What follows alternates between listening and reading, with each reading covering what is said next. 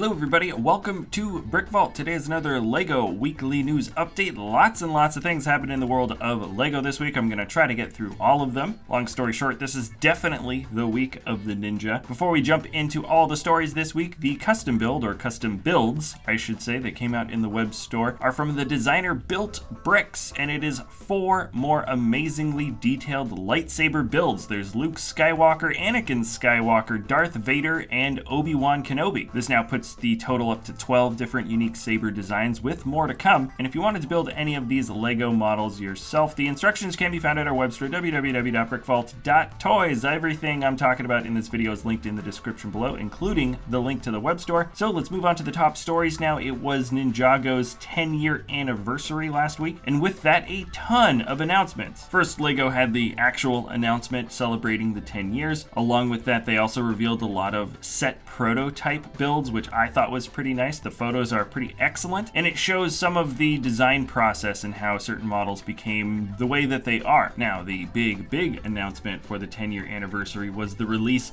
of all the information and official images for the Ninjago Islands sets. We saw some images from that one catalog photo, but it definitely didn't do them justice. So let's go through these sets, smallest to biggest. The first one here is Lloyd's Jungle Chopper Bike 71745. 183 pieces will sell for $20 and includes the minifigures Lloyd, Nia, and Rumble Keeper. The vehicle's relatively simple. I like the inclusion of this sail piece on the back in vinyl, and the color combination for the bad guys certainly is striking. I like it a lot. Here is the Jungle Dragon set. 506 pieces will sell for $40. Comes with Lloyd, Zane, Polaric, and Thunderkeeper. The color and build for the dragon is absolutely excellent. I love the tiki mask for that one bad guy, and following with the tiki theme, and such a simple idea, but adding 2 minifigure heads on top of each other is actually a really good idea. It looks really cool. Here is the land-based build for the island theme. It is titled The Keeper's Village. 632 pieces will sell for $50. Comes with 5 minifigures, that being Kai J. Cole, Chief Mammatus, and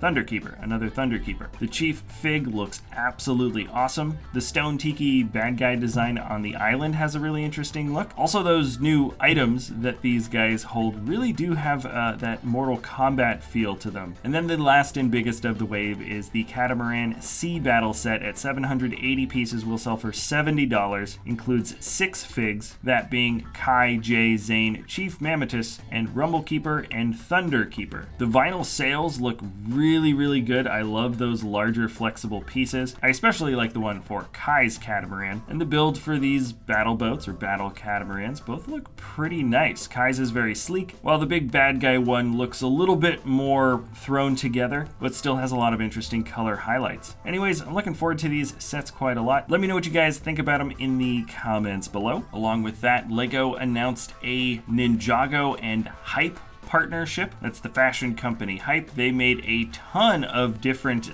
types of clothing, 28 pieces total, and that includes shirts, shorts, hoodies, pants, jackets, and backpacks. The full list of items can be found linked below. Personally, I like that yellow tracksuit, very reminiscent of Bruce Lee, and then, of course, Kill Bill. Obviously, the Ninjago City Gardens has gone on sale. You can still get it online at the web store, or if stores are still holding on to the set, it looks amazing. This is the number one thing that I'm looking forward to building in the studio. And then still sticking with Ninjago, Ideas has announced a 10 years of LEGO Ninjago contest. Specifically, the description of this particular build contest is, if a Ninjago museum were to open, what would you put in it? Using the past 10 years of action-packed Ninjago history, build a relic, painting, or something else you display in this museum. Like always, this is a pretty open-ended idea, but at the end of the day, they definitely want to be able to display this model, possibly using some of these builds to maybe display in the LEGO house. It doesn't actually say that, but it feels like that from the description. The deadline to submit is February 16th. There's of course a bunch of other rules and stuff. This is what you would win if you did win the contest. Pretty much the entire winter wave of Ninjago Legacy sets, the city gardens, and a poster. So I hope I covered everything Ninjago for this last week, but while we're on the idea of ideas, the medieval blacksmith Blacksmith teaser was released, or another one I should say. It's a little video, kind of funny. This model is coming out very, very soon, so people are definitely going to be stoked for it. Lots of other medieval creations are being submitted to ideas, many of which are getting approved. And heck, I've said ideas so many times, let's talk about the models that got 10,000 votes this week. There are 5. No surprise. Asterix and Obelix from Zito Vince 37 got voted in, some iconic comic characters. This small diorama, the X-Files I Want to Believe set, got voted in from the designer Brent Waller. This might be my favorite entry that won this week, the House of Chocolate from Lepra Lego. It's not quite built at the creator modular scale, though I do think it is on a 32x32 base plate, and it's just kind of the perfect set for me. It's all about chocolate. It's a really wonderful build for a house, and it's been converted just into a chocolate making and distributing facility, and the color and the build style for me just totally works. I really like this build. The Simpsons, the Krusty Burger set got voted in from Fast Brick Studios. When the theme existed, Lego made the Simpsons house and the Quickie Mart. This does kind of feel like the next set that would be in the lineup, so I can see why people definitely wanted to get it. And this model is also built in a very similar style to how those sets were put together those years ago. Lastly, for this week, the 4.5 liter 1927-31 Bentley blower got voted in from the designer Ben Croot 19. This was a British racing car back in the 1920s and early 30s, and it's a pretty excellent looking model. Sets similar to this one certainly have been approved by ideas in the past, so this one might have a fighting chance for sure. And let's hit you rapid fire with a bunch of other stories, some of which are pretty big. The Lego Disney Raya and the Last Dragon set official images are revealed. There are 3 in total. Raya and the Heart Palace, 610 pieces selling for $80. Those large teal molds at the top look great. It would be awesome if you got more than 2 of them though. 4 would have been really cool. Then there's the Raya and Sisu Dragon set, 216 pieces selling for $30. And lastly, Bound's Boat, 247 pieces selling for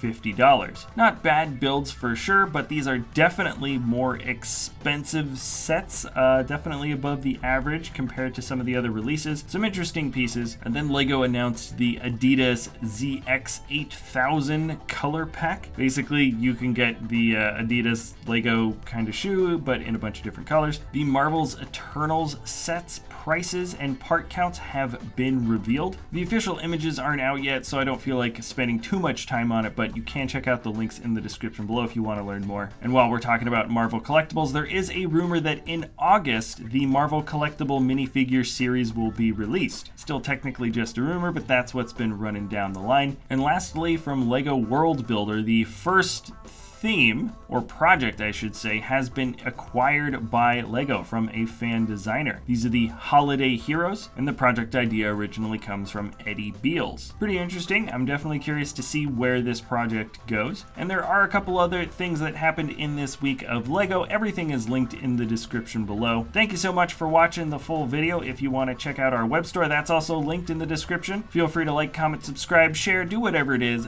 that you want to do, and we'll see you next time at BrickVault.